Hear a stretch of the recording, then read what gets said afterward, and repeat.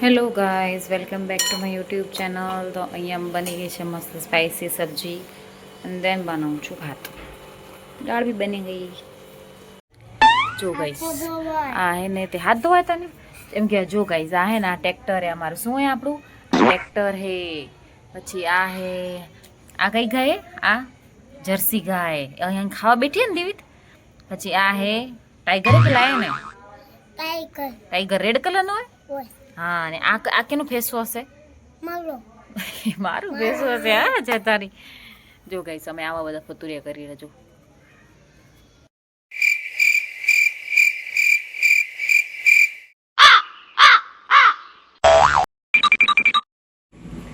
Guys, મેં આજે બહુ જ મસ્ત મૂવી જોઈ. તું યા મેં મૂવીનું નામ હે. બહુ જ મસ્ત મૂવી હતી. પહેલાં મેં ટ્રેલર જોઈ લીધું. મને જોવાની બહુ ઈચ્છા હતી, પણ હારી કે મળતી જ નથી જોવા. તો પછી મોબાઈલમાં જ મેળ કરી દીધું. મારા ફ્રેન્ડે મને મોકલી દીધી તો મેં જોઈ લીધી. બહુ જ ફેન્ટાસ્ટિક મૂવી. પહેલાં તો એમ લાગ્યું કે યાર આ નાલા સોપારા અને મુંબઈનું બધું બતાવ્યું હતું.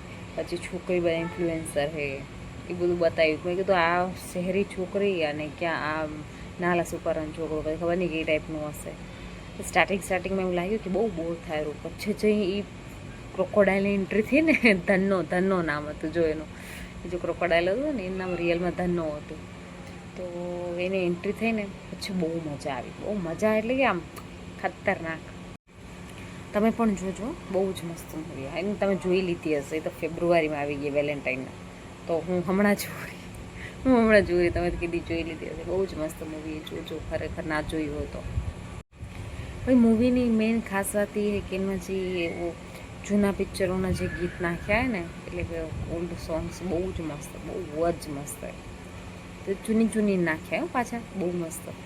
એ મૂવી જોઈને મને એવું થયું કે હું એને તે કાંકરિયા જઉં અને ત્યાં ક્રોકોડાઇલ, જ્યાં ઝૂ છે ને કાંકરિયામાં, ત્યાં ક્રોકોડાઇલના ત્યાં પણ ફોટો પાડ્યો અને નાખું ઈ જ સોંગ, તું હી હમારી મંઝિલ મહિલાવાળું.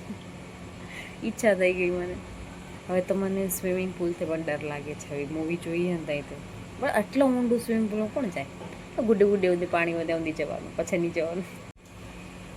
આમ નખ લાંબા થઈ જાય ને પછી આમ ફ્લેક્સ કરવાનું મન થાય. ગાઈઝ, મને એવી ઈચ્છા થઈ ગઈ ને આમાં ફરીથી કે હું એ મૂવી ફરી એકવાર જોઈ લઉં.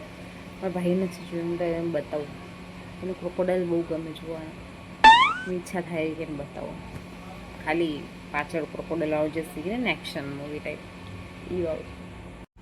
તો ગાઈઝ, હમણાં મેં હે ને તે 2-3 દિવસ પહેલાં એક મીશોમાંથી એક પ્રોડક્ટ મંગાવ્યું હતું. એને હું તમને રિવ્યૂ દેવા માંગુ રહી કે એ તમે ના મંગાવતા. મેં ખબર નહીં શું જોઈને મંગાવ્યું હતું. આ મંગાવ્યું હતું જો. 3 પીસીસ આવ્યા હતા, 90 રૂપીસના. આવા 3 આવ્યા હતા. બ્લુ હતો, પર્પલ હતો અને આ બેબી પિંક વાળો. આ નથી. અહીંયા આ ઢાંકણું અહીંયાથી ઓપન કરો ને એટલે પાણી ભરવાનું. પછી ફ્રીઝરમાં એને મૂકી દેવાનું. તો એ ફ્રીઝરમાં જ્યારે ફ્રીઝ થઈ જાય, આખું બરફ બની જાય, તો આ ઉપરનું ઢાંકણું ઓપન કરી દેવાનું. આખું લાઇટ પિંક કલરનું હોય ને ઓપન કરી દેવાનું. આખું બરફ થઈ જાય. તો આપણે લાઈક તમે કહો ને ફેસમાં ફેશિયલ કરવું હોય તો પહેલાં બરફ તમે ઘસો ફેસમાં. હા, બસ એ આવી છે. તો મેં આને ઉપરનું ખોલ્યું તો નીચે બરફ જામેલો હતો અને ઉપરનું પાણી બધું નીકળી ગયું. વિચાર કરો, મેં 3 દિવસ ફ્રીઝરમાં મૂક્યું. એ હરામ જો ફ્રીઝ થયું હોય તો. એટલે મહેરબાની કરીને આ પ્રોડક્ટ ના મંગાવતા. મેં વચ્ચે તો શું જોઈને મંગાવ્યું મને તો એ જ ખબર નથી પડતી. તો એમ થાય ચલો એક પ્રોડક્ટ ડેમેજ. એક નહીં, 3 મેં મૂકી દીધા. 3ને મેં જમાવા મૂકી દીધા. એક પણ ના જામે. બધા નીચેલા જામી જાય. ઉપરનું તો ખાલી પાણી જ રહી જાય. આખું ફૂલ ભરી દીધું હોય. એટલે આ ના મંગાવતા. હું છેતરાઈ ગઈ. તમને ના છેતરાતા. સો ગાઈઝ, આજનું વ્લોગ અહીંયા જ એન્ડ કરીએ અને મળીએ કાલે નવા વ્લોગ સાથે. Thank you so much for watching.